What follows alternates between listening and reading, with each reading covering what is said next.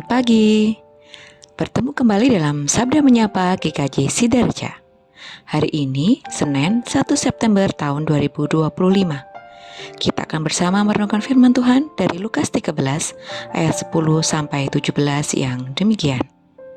Lukas pasal 13 ayat 10 sampai 17. Demikianlah firman Tuhan. Pada suatu kali Yesus sedang mengajar dalam salah satu rumah ibadat pada hari Sabat. Di situ ada seorang perempuan yang telah 18 tahun dirasuk roh sehingga ia sakit sampai bungkuk punggungnya dan tidak dapat berdiri lagi dengan tegak. Ketika Yesus melihat perempuan itu, ia memanggil dia dan berkata kepadanya, "Hai ibu, penyakitmu telah sembuh." Lalu ia meletakkan tangannya atas perempuan itu, dan seketika itu juga berdirilah perempuan itu, dan memuliakan Allah. Tetapi kepala rumah ibadat gusar karena Yesus menyembuhkan orang pada hari Sabat. Lalu ia berkata kepada orang banyak, "Ada 6 hari untuk bekerja. Karena itu datanglah pada salah satu hari itu untuk disembuhkan dan jangan pada hari Sabat." Tetapi Tuhan menjawab dia, katanya, "Hai orang-orang munafik, bukankah setiap orang di antaramu melepaskan lembunya atau keledainya pada hari Sabat dari kandangnya dan membawanya ke tempat minuman?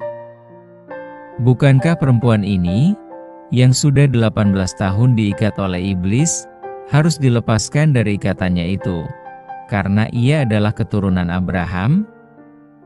Dan waktu ia berkata demikian, semua lawannya merasa malu dan semua orang banyak bersukacita karena segala perkara mulia yang telah dilakukannya. Tema yang akan kita renungkan adalah buang legalisme, berbelas kasihanlah.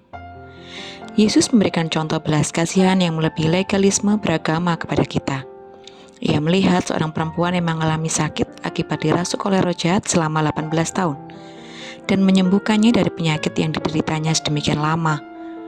Namun ternyata apa yang dilakukan oleh Yesus mendapatkan reaksi spontan dari kepala rumah ibadat yang marah kepada orang-orang yang datang untuk disembuhkan pada hari Sabat itu. Ayat yang ke-14. Tindakan Yesus melampaui legalisme ketat agama Yahudi yang melarang adanya upaya penyembuhan pada hari Sabat. Yesus menghardik kepala rumah ibadat karena kemunafikan yang dipertontonkan di hadapan umat. Banyak orang melakukan kebaikan terhadap binatang peliharaan mereka, namun tidak terhadap perempuan itu, di ayat 15-16. Aturan yang ketat dipandang lebih tinggi daripada tuntutan hukum Allah yang mengendaki umatnya dapat mengasihi sesamanya manusia. Perangkat-perangkat aturan keagamaan yang dibuat sangat ketat itu justru menghalangi orang untuk mengasihi Allah dan sesamanya. Hal yang sama juga sering terjadi dalam kehidupan berjemaat. Terkadang untuk membantu sesama, prosesnya sangat berbelit-belit. Hal semacam ini menyulitkan kita dengan sepenuh hati menaati kehendak Allah.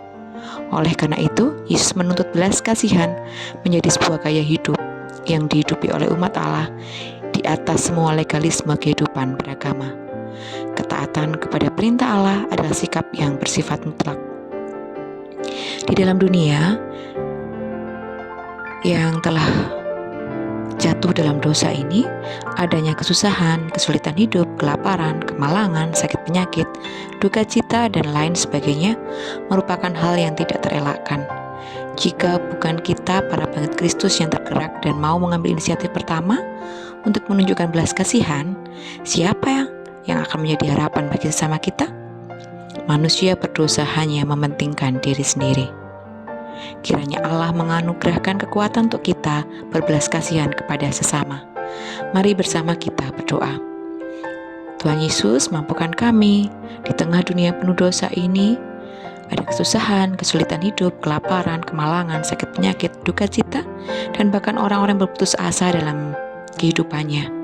Mampukan kami Tuhan, manusia yang berdosa ini, untuk tidak mementingkan diri sendiri, tapi kami punya inisiatif untuk memberikan kasih kami, berbelas kasihan kepada mereka, sehingga mereka merasakan kasih-Mu melalui pikiran, perkataan, dan perbuatan kami.